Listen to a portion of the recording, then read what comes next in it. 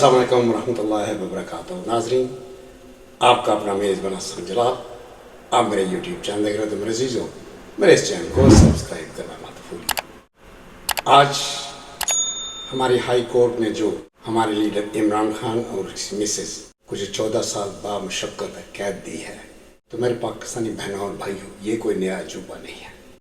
इसके साथ में एक ऐसी वीडियो आपको दिखाने जा रहा हूँ, आपको तमाम पाकिस्तान की हिस्ट्री आपके सामने आ जाएगी कि हमारी अदलिया किस तरह हमारे हुक्मरानों या हमारी पाकिस्तानी कौम पर जुल्म ढाती रही है।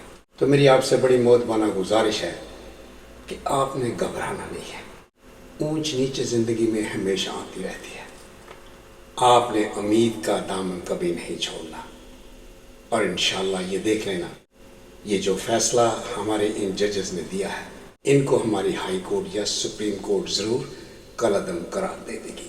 तो मेरी आपसे फिर यही गुजारिश है कि आपने सब्र का दामन नहीं छोड़ना। नाउमीदी भी एक बहुत बड़ा गुनाह है।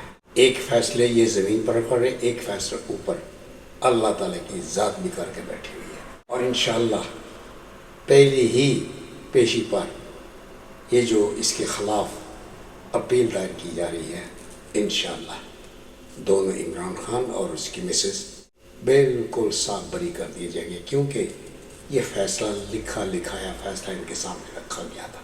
हमारे जनाब मखदूम महमूद साहब को और हमारे लीडर इमरान खान को 10-10 साल बामुशक्कत की कैद दी गई थी। लेकिन इंशाअल्लाह ये दोनों फैसले हमारी हाई कोर्ट या सुप्रीम कोर्ट इनको कलअदम करार दे देगी। तो मैं फिर आपसे यही गुजारिश करूँगा मेरे अजीज़ों, मेरे हमवतनों, आपने सब्र का दामन नहीं छोड़ना। इमरान खान, उसकी मिसेस और महमूद कुरैशी को डिफेंड करने का मौका ही नहीं दिया गया। और सारी दुनिया की अदलिया हमारे इस पाकिस्तान के निज़ाम पर थूक रही है, लेकिन इन बगैर जजेस को ना शर्म है ना हया है। तो इसलिए मैं पाकिस्तानी बहनों और भाइयों, अपने इस वीलॉग के साथ एक और वीडियो मैं आपको दिखाने जा रहा हूँ। फिर आपको साफ पता चल जाएगा कि इन जजेस जो बैठकर लिखे लिखाए फैसले देते हैं, इनका एंड क्या होगा, मौत के बाद इनके साथ क्या होने वाला है। और मैं उम्मीद करता हूँ कि आप मेरी इस वीडियो को आखिर तक ज़रूर देखेंगे। तो इसी के साथ मेरे अजीज़ों, मैं आपकी दुआ से आपसे इजाज़त चाहूँगा। इमरान खान जिंदाबाद, पाकिस्तान पाइंदाबाद। Thank you. अस्सलाम वालेकुम नाज़रीन किराम, एक तस्वीर आपके सामने है। तस्वीर को जरा गौर से देखें। 3 शख्सियात आपको इस तस्वीर के अंदर नजर आ रही हैं। ये तीनों शख्सियात दरअसल पाकिस्तान की अदालती तारीख का कूड़ादान है। सबसे पहले नंबर पे जस्टिस मुनीर, दूसरे नंबर पे जस्टिस मौलवी मुश्ताक और तीसरे नंबर पे इज्जत माब जस्टिस काजी फायज ईसा। ये कूड़ादान के अंदर नई नई एंट्री हुई है एक दिन पहले। जस्टिस मुनीर पाकिस्तान की तारीख के वो जस्टिस हैं जिन्होंने मुतनाज़ा तरीन फैसले दिए और अपना नाम पाकिस्तान की तारीख के कूड़ादान में सबसे गहराई के अंदर लिखवाया। दूसरे नंबर पे जस्टिस मौलवी मुश्ताक, ये वो जस्टिस हैं जिन्होंने जुल्फकार अली भुट्टो को तख्तादार के ऊपर लटकाया। और इनसे बहुत से लोगों ने कहा कि जनाब मोहतरम, ये आप गलत करने के लिए जा रहे हैं, ये आप ठीक नहीं कर रहे, तारीख आपको माफ नहीं करेगी।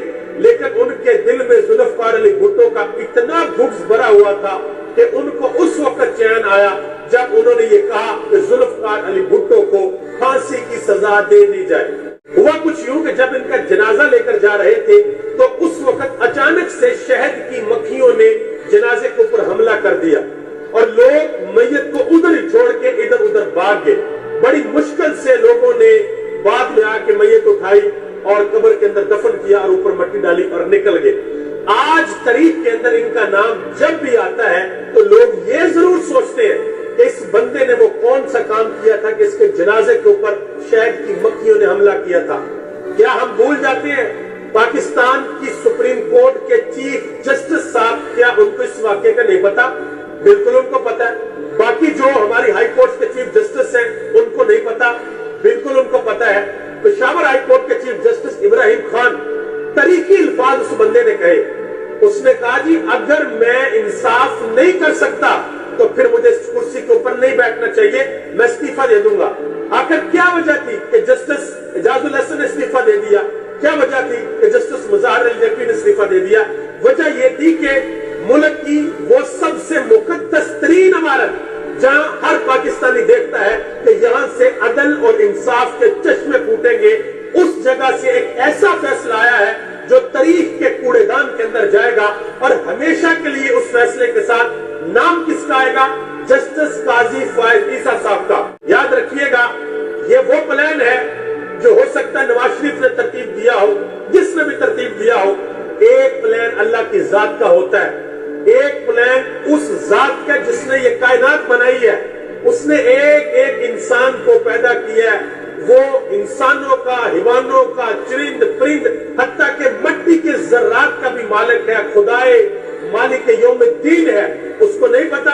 उसको सब कुछ पता है। अल्लाह ताला इस मुल्क पर अपना खास फजल और करम फरमाए।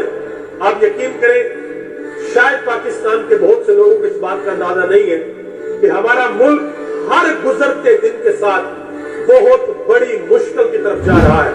अल्लाह पाक मुझे, आपको, हम सबको अपने हिफ्ज़ ईमान में रखे। आप सबका बहुत बहुत शुक्रिया।